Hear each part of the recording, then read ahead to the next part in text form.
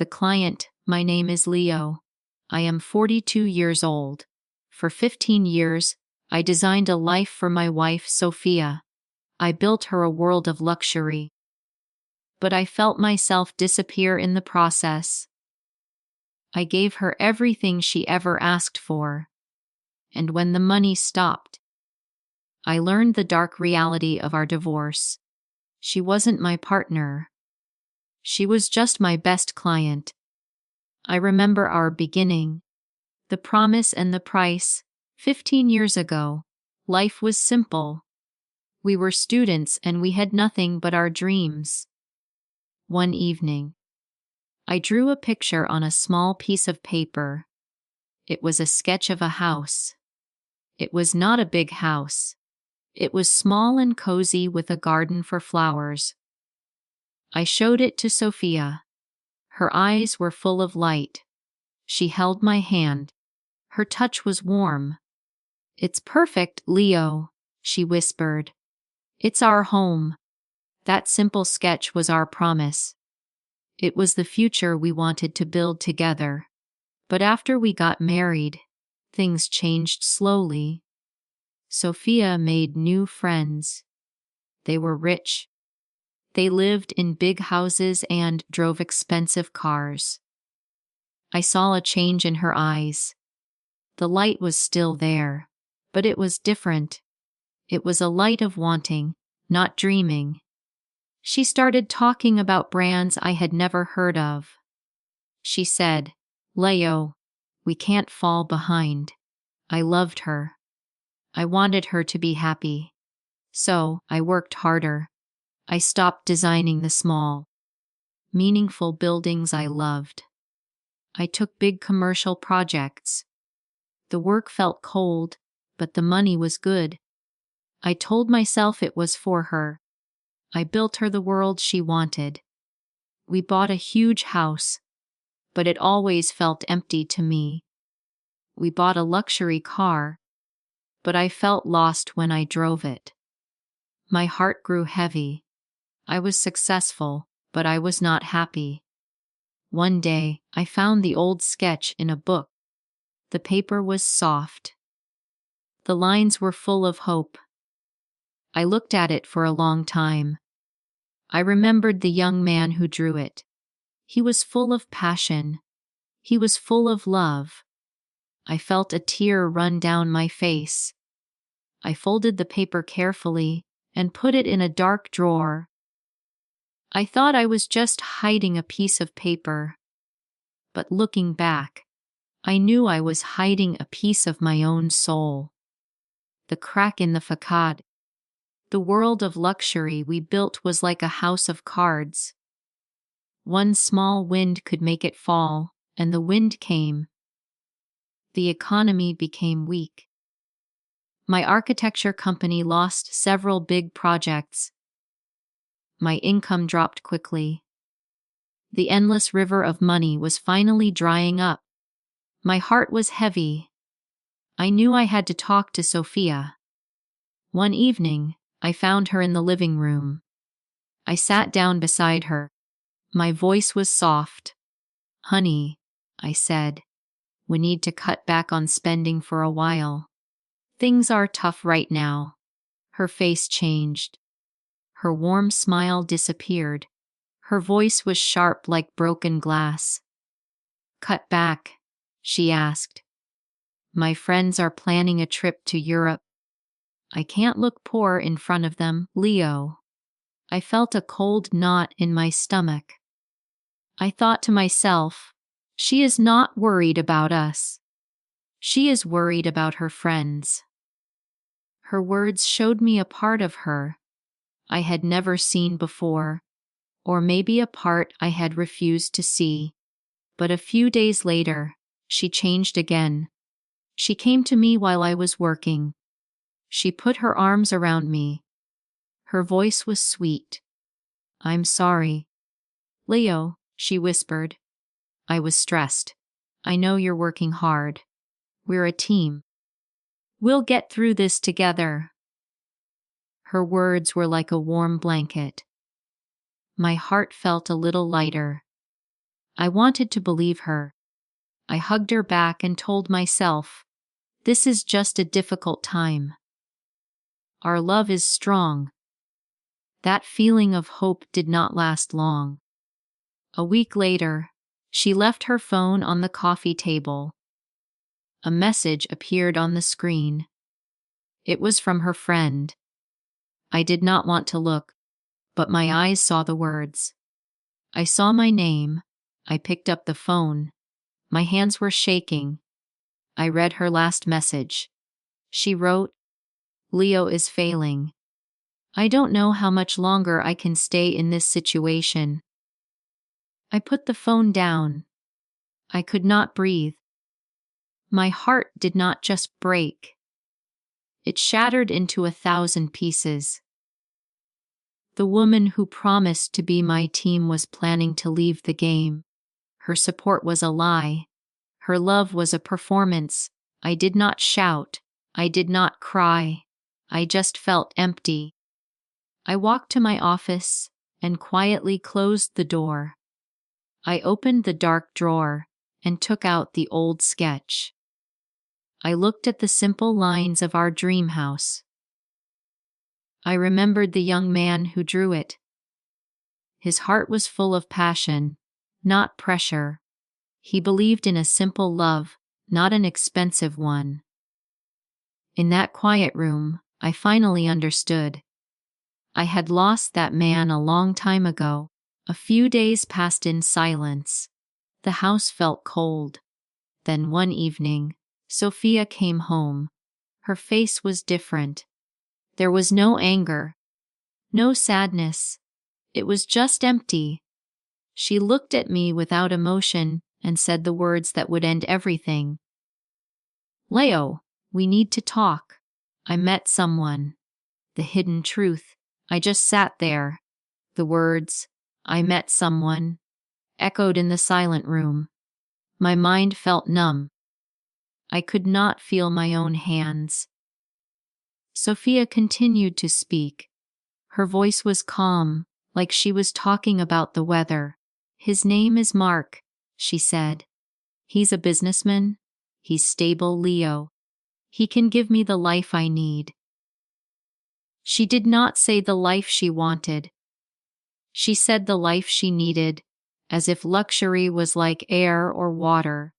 So she took a deep breath. "I want a divorce. It's the best choice for both of us." My heart felt a sharp pain. The best choice. She made this choice alone. Then she spoke about the house. "We will sell the house." "Of course," she said confidently. "We will split the money 50-50. It's only fair." I looked at her. 15 years of my hard work, my sleepless nights, my lost dreams, and she called this fair. I was in too much pain to argue. I just nodded. I whispered, "I will talk to a lawyer." The next week was a blur. I felt like a ghost in my own home. I met with a lawyer. He was a kind, older man. I told him everything. I told him about our simple beginning and our expensive end. I told him about the house. He listened patiently. He looked through all my financial papers. Then he stopped. He looked at one document for a long time. He looked up at me. His eyes were serious. "Leo," he said slowly, "where did the money for the first payment on this house come from?" I thought for a moment. "It was from a trust fund." I replied, "My parents left it for me before we were married." The lawyer leaned forward. His voice was quiet but strong. He said the words that changed everything. "Leo, that money was your personal property before the marriage. The initial down payment for the house came from your personal trust fund. Legally, she is entitled to much, much less than she thinks." I stared at him. I did not understand at first. My mind was slow from the pain. He explained it again. The foundation of our expensive life was built on my family's money, not our money. And the law protected it. A strange feeling started to grow inside me. It was not hope. It was not happiness. I whispered to myself, it was strength. For the first time in a long time, I felt the ground beneath my feet again. The confrontation. A few days later, they came. Sophia walked into the house, but she was not alone. Mark was with her. He looked around our home with the eyes of a buyer, not a guest. I felt a fire in my chest, a feeling I had not felt in years. It was anger. Sophia did not look at me. She walked confidently through the rooms, pointing at things. "We can sell this old furniture," she said to Mark. "And we will need to renovate the kitchen." She spoke about my home, as if it was already hers to sell. Mark nodded, a small smile on his face. They were planning their future in the middle of my broken past. I watched them for a moment. I saw the man I used to be. The man who was always quiet. The man who always said yes to keep the peace. But today, that man was gone. I walked to my office and took something from the drawer. I returned to the living room. I did not raise my voice. I simply placed the old folded paper on the coffee table in front of them. The sketch of our dream house. "Sophia," I said. My voice was calm and steady. "Do you remember this?" She glanced at it. A flash of annoyance crossed her face. "Don't be sentimental." "Leo," she said, waving her hand. "We're talking about real money now, about the future." I looked straight into her eyes. The woman I once loved was gone. A stranger was standing in her place, and for the first time, I was not afraid of her. "You are right," I said. My voice was low but clear. Every word was heavy with the truth I had carried alone. "Let's talk about real money. The real money that bought this house came from my family's trust fund. It was my money before it was our house, and you will not get half of it. You will not get the house at all." Silence. The confident smile on Sophia's face disappeared. Her eyes grew wide. She looked like she had seen a ghost. Mark's smile also vanished. He turned to Sophia, his eyes filled with confusion and suspicion. "What is he talking about, Sophia?" he asked. His voice was cold. Suddenly, he was not looking at a rich partner. He was looking at a problem. And in that moment, I knew I had finally found my voice again. The fallout. Sophia could not speak. Her mouth opened, but no words came out. I took the legal papers from my jacket pocket and placed them on the table. The truth was there in black and white. Mark looked at the papers. Then he looked at Sophia. His face was like a cold stone. He stood up slowly. He did not look at her with love, or even with pity. He looked at her like a bad investment. "It seems you have your own problems to solve, Sophia," he said. His voice was flat and final. He walked to the door without looking back. He opened it and then he was gone. Sophia stood frozen. The man she left her husband for had just abandoned her. Her perfect future disappeared in an instant. She looked around the luxurious room. And for the first time, she saw it for what it was, just an empty, expensive box. Everything she had planned, Everything she had sacrificed our marriage for was gone. She sank onto the sofa. Her face was a mask of disbelief and failure. She was not crying. She was just staring at the empty space where Mark had been. In that moment, she was completely alone. She had traded a 15-year marriage for a 15-minute dream. And now the dream was over. I watched her, and I did not feel anger anymore. I did not feel sadness. I just felt a quiet, empty peace. I knew our story was finally finished. The freedom. After that day, everything moved quickly. The divorce was finalized. Sophia took a small amount of money, much less than she had planned. She packed her expensive clothes and her designer bags. She left without saying goodbye. I stood in the silent house for a long time. Then I slowly walked to the window. The storm was finally over.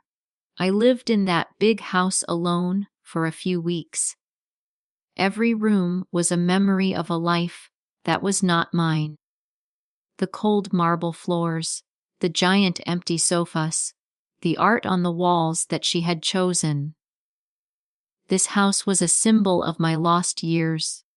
It was a beautiful prison I had built for myself.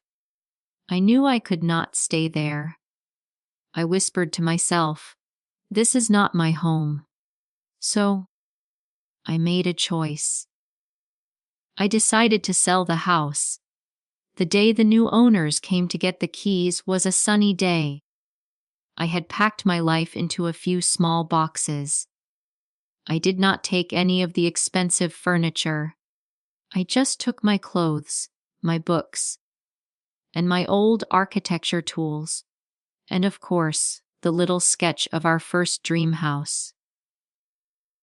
As I closed the door for the last time, I thought I would feel a deep pain.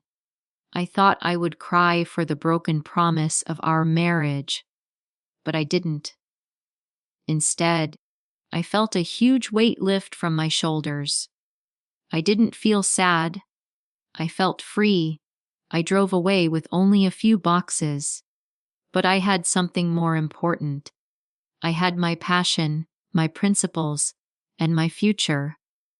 For the first time in 15 years, I was driving toward a life that was truly my own. The new beginning. 2 years later, life is very different now. I used the money from the sale to start my own small architecture firm. I don't take big commercial projects anymore. I design small, sustainable homes for families, homes with heart. My work doesn't make me rich, but it makes me happy. The passion I thought was dead is alive again. I bought a small piece of land by a quiet lake. With my own hands, I started to build a house. It was not a big house. It was small and cozy with a garden for flowers. It was the house from the old sketch. Sometimes I heard news about Sophia. She lives in a small apartment in the city. Her rich friends are gone. Her new life with Mark never happened. I don't feel anger when I think of her. I don't feel anything at all. She is just a part of a past that feels like a different lifetime. Now my new house is finished. I often sit on the porch in the evening, watching the sunset over the water. I hold that old sketch in my hands. The paper is yellow and soft. The lines are faded. But it's not just paper and ink anymore. It's my life. Simple, honest, and truly mine. And for the first time in a very long time, I felt at peace. Our lessons. Through this journey, I learned many hard lessons. I learned that a person who values you only for your money will leave you when the money is gone. True wealth is not in your bank account, but in the peace of your heart and the freedom to be yourself. And sometimes you must lose the life you plan to find the life that was waiting for you all along. Leo and Sophia's story is a powerful modern warning about the difference between a partnership and a transaction. In a world driven by social media, where success is often measured by what we own and display, it's easy to forget what a true relationship is built on. Their divorce is a dark reflection of what happens when we prioritize image over intimacy. This story teaches two vital lessons. First, the silent danger of compromising your core. Leo sacrificed his passion and principles piece by piece to please Sophia, losing himself in the process. It's a reminder that while compromise is healthy, compromising your identity for someone else will eventually lead to emptiness. Second, it exposes the fallacy of conditional love. Sophia's love was conditional on Leo's financial success. This teaches us to recognize whether we are loved for who we are or for what we can provide. Take a moment to look at your own life and relationships. Are your goals truly your own, or are they shaped by external pressures? Learn to set boundaries to protect your passions and principles. And most importantly, have open conversations about values and life goals with your partner, ensuring your foundation is built on shared dreams, not just shared expenses. Who do you think was more at fault? Leo for sacrificing his identity, or Sophia for her materialism? Comment Leo or Sophia below if you believe that authenticity is more valuable than luxury. Please like this video and subscribe to Peak English Stories. Thank you for listening. May you always have the courage to build a life that is truly yours.